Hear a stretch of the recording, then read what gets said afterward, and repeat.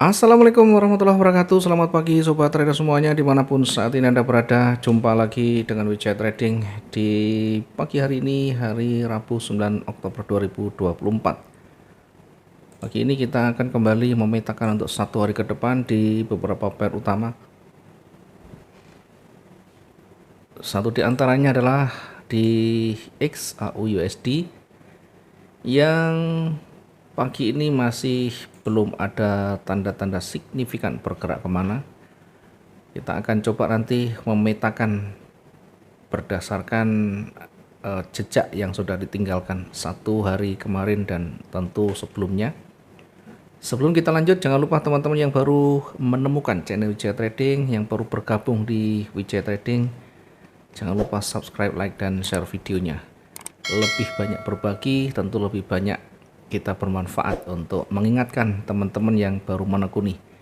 Tentu dengan harapan akan lebih berhati-hati, lebih bijak, dan lebih banyak belajar di awal ya, sebelum betul-betul terjun dengan menggunakan real account-nya.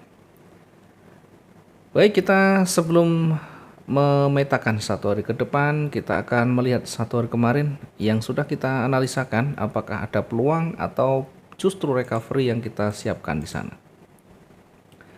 Perhatikan di posisi awal kita perkirakan emas ini akan berpeluang turun ya, akan berpeluang turun. Dengan catatan yang satu, pertama kalau dia turun harus melewati area support yang kita tandai warna kuning tebal ini ya. Kita tandai warna kuning yang tebal karena ada banyak sekali rejeksi, sehingga kita lebih memilih menggunakan area ini. Kemudian kita menempatkan posisi sell di 2636 dengan pertimbangan ada rejeksi, kemudian jarak dengan running kita pertimbangkan, dan juga targetnya. Sehingga begitu kita masuk di 2636, kemudian sebelum ini nanti dilewati ya, mungkin ada pergerakan yang bergerak naik dulu, tentu kita akan siapkan ya. Sayang sekali kemarin pergerakan itu sudah cukup tinggi, sehingga kita menempatkan juga posisi buy-nya di 2646 ya. Bagaimana ketika satu posisi buy itu tersentuh ya? Tidak menjadi masalah karena bukan perkara ini valid atau tidak valid, sesuai atau tidak sesuai. Tentu kalau sudah kita menempatkan posisi, yang pertama kita pertimbangkan, yang pertama kita pikirkan adalah di mana nanti menempatkan posisi untuk batasan resikonya. Yang kedua, bagaimana simulasi kita untuk melakukan recovery. Tentu ada banyak cara berdasarkan pengalaman, berdasarkan teori juga, bagaimana kita menerapkannya. Jadi tidak bisa kita samakan satu dengan yang lain. Teknik yang mungkin bisa kita jalankan dengan yang lain bisa berbeda, bahkan bisa menggunakan recovery saat market berjalan, bisa juga menggunakan recovery saat sudah selesai candle. Jadi pilihannya banyak. Bisa juga kita menempatkan posisi buy tertentu di sini, kemudian kita langsung membatasi di bawah ya, membatasi di angka 400 atau 500 untuk kita melakukan pending order atau recovery dengan tetap menjaga posisi awal atau dengan menutup posisi awal. Nah, itu adalah bagian dari teknik yang kita gunakan.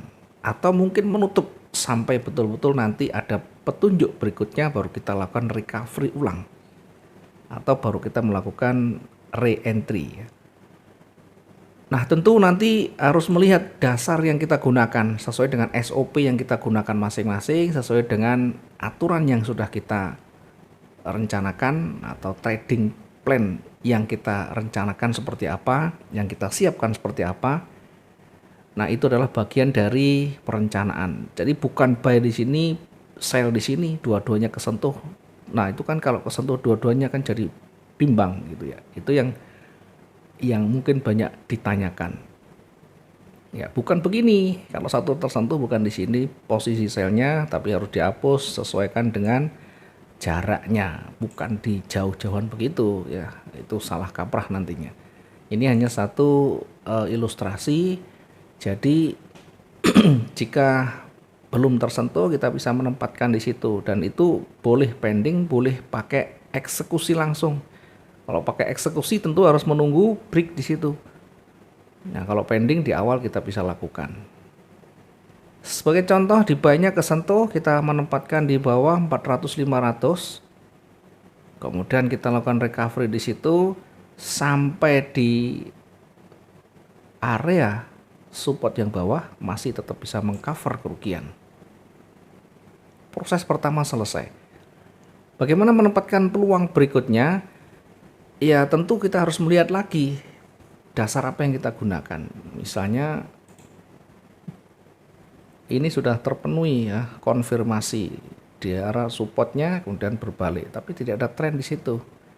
Satu hari itu belum ada tren, sehingga walaupun lebih dari setengah tentu sangat berisiko ya. Apalagi cukup berdekatan dengan level resisten yang terdekat. Jadi itu yang bisa kita simulasikan. Boleh saja kita menempatkan posisi baik buy maupun sell-nya. Yang paling penting bagaimana kita membatasi, bagaimana kita menyiapkan recovery-nya. Karena dua posisi itu berpeluang, dan kalau kita sudah bisa memahami, salah pun juga bisa menjadi peluang. Naik kita perkirakan maksimum di 2669, dan turun kita perkirakan sampai di jenuhnya di 2615 atau di area seperti ini. Sempat bergerak break ke bawah, kemudian memantul lagi mendekati area pentingnya di atas yang kita tandai warna kuning, dan memantul kembali sampai tembus di targetnya, di area target sekaligus menjadi area pentingnya, kemudian sampai mendekati atau bahkan lebih dari area jenuhnya, dan sekitaran itu akan kembali sehingga tidak terlalu jauh dari yang kita rencanakan ya, tidak terlalu jauh.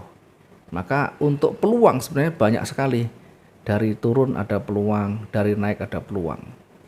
Nah, kita hanya simulasikan di awal karena belum terbentuk. Begitu terbentuk itu sebenarnya kita bisa praktek banyak sekali peluang yang bisa kita dapatkan. Ya, mungkin itu yang bisa kita review untuk di XAU ya. Di euro bagaimana? Di euro kita perkirakan sebenarnya masih akan bergerak naik ya. Tidak sampai menembus supportnya, akan memantul ke atas. Dan jika break akan kembali naik ya, meskipun ada retestnya.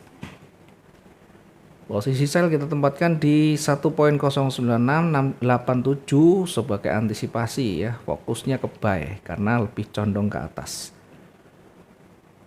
Sisi sebelah kiri kita perhatikan juga terlalu dekat dengan banyaknya rejeksi, sehingga kita menjauh ya, menempatkan di 1.09928 dengan targetnya di 1.10132. Sempat tersentuh di posisi buy, berada di area pentingnya, maka harus kita siapkan recovery-nya. Di euro bisa menggunakan 60 sampai 80 dari titik entry-nya, sehingga kalau kita recovery tetap bisa exit dengan baik. Sell-nya bukan di sini lagi, tapi sudah harus kita pindah dari awal kemudian mendekati titik entry-nya. Ya, dengan demikian di euro ini kita recovery tapi tetap bisa exit dengan potensi profitnya. Pound sterling kita lihat, di pound sterling kita perkirakan masih akan bergerak naik dengan batasan awal berada di area kuning ini. Jika tidak bisa break akan kembali memantul lagi. Kemudian posisi awal kemarin sudah bergerak lumayan tinggi ya, sudah bergerak lumayan tinggi, sehingga kita menempatkan posisi selnya di lebih dari setengah warna hijaunya di sini. Sempat tersentuh dan koreksi kecil ke atas sampai di resisten lagi dan kembali bergerak turun sampai pada target yang pertama akhirnya ya. Sampai target ini selesai kembali naik. Posisi buy sudah tidak berlaku di atas karena menyesuaikan di posisi yang di bawah ini. Oke, mungkin kita lanjut lagi untuk yang hari ini. Hari ini kita akan melihat bagaimana pergerakan sampai dengan saat ini. Dari bukaan sampai saat ini belum ada tanda-tanda kuat bergerak naik atau turun. Kita mengawali dari yang terdekat, dari running lebih condong ke atas. Kemudian di sisi atas kita lihat di situ ada penolakan ya. Perhatikan di atas ada penolakan. Ya, tentu nanti ini akan berdekatan dengan area koreksinya. Kita perkecil dulu sampai ke sebelah kiri, akan bersentuhan bersinggungan dengan area resistennya. Sehingga kalau saya tarik atau saya simulasikan sampai di sini turun, kemudian naik, kemudian turun lagi, kemudian naik, kita perkirakan sampai di situ atau sampai di atasnya. Setelahnya bisa kembali turun. Ya, setelahnya bisa kembali turun. Nah, turun juga nanti akan kita uji apakah akan melewati area koreksinya atau bahkan hanya berada di situ ya. Kemudian ada tanda pembalikan. Kalau ada tanda pembalikan lagi, maka bisa kembali bergerak naik ya, atau membentuk struktur kembali menuju ke atas. Ya, kalau kita lihat nanti dia break ternyata ya bisa begini.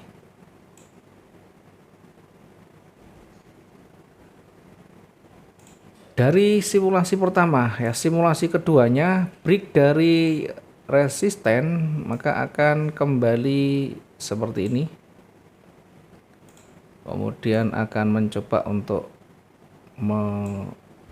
melakukan retest. Kemudian di area retest itu kalau tidak bisa break lebih rendah, dia akan kembali naik. Sehingga di atas itu di sini ada resisten, di ini ada support ya. Baru akan bergerak di antara itu nanti ya. Masih akan bergerak di antara itu sekalipun lebih condong ke bawah, tapi fasenya akan naik dulu ya. Fasenya akan naik dulu. Kita manfaatkan untuk pergerakan naiknya, sekalipun cukup berdekatan, kita akan sampai pada target yang kita tandai warna kuning, warna oranye di sana itu. Nah, kita targetkan di situ untuk posisi buy kita tempatkan di 26. Dasarnya apa? Dasarnya ini masih akan mencoba untuk bergerak naik sampai di area resistennya, sehingga kita manfaatkan peluang pendek itu untuk buy-nya 26.07 dengan target yang terdekat itu di area resisten yang atas ya, di 2633.86. Sementara jika break nanti akan sampai pada area berikutnya ya. Di atas itu kan banyak sekali penolakan ya, banyak jarum di sisi sebelah kiri, sehingga berpotensi akan menyentuh-nyentuh ya. Kemudian bisa balik lagi. Kita tandai untuk target yang kedua berada di 2641. Berada di 264139. 2641.39. Kemudian dari sisi bawah sekarang ada level psikologis yang berjalan ya, ada sumbu yang sebelah bawah. Kita coba untuk turunkan, ambil di kira-kira ya, kalau kita lihat di hijaunya yang tebal, kita turunkan sudah signifikan dari hijaunya, sehingga kita bisa memanfaatkan sampai di supportnya. Sell kita tempatkan di 2616.20 dengan target yang terdekat berada di area supportnya ya, di banyak sentuhan di situ. Ambil yang masih realistis saja, masuk akal dan wajar ya untuk trading hariannya 2609.11 ya. Diingat trading harian tentu tidak lepas dari waktu, tidak lepas dari range-nya ya. Range per jam, range per hari kita perhatikan semuanya, termasuk waktunya. Karena kita diburu oleh waktu, satu hari harus selesai dengan volatilitas yang ada. Oke, ini posisi yang di bawah, targetnya sudah. Kemudian yang kedua, untuk target di bawah yang kedua kita coba geser, kita lihat sisi sebelah kiri. Nah, sebelah kiri juga ada level psikologis di sana, kita taruh di ujungnya. Oke, disitulah kita menempatkan untuk target yang kedua di kisaran 2602. Ini target yang kedua di 2602.21.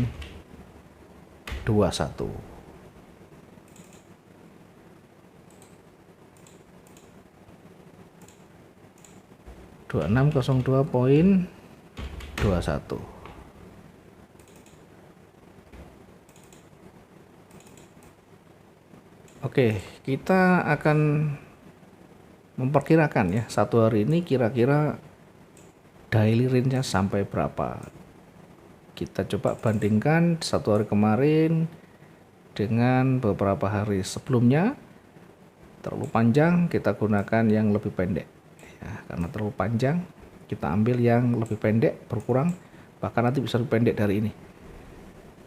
Kita gunakan untuk maksimum area jenuhnya berada di 2518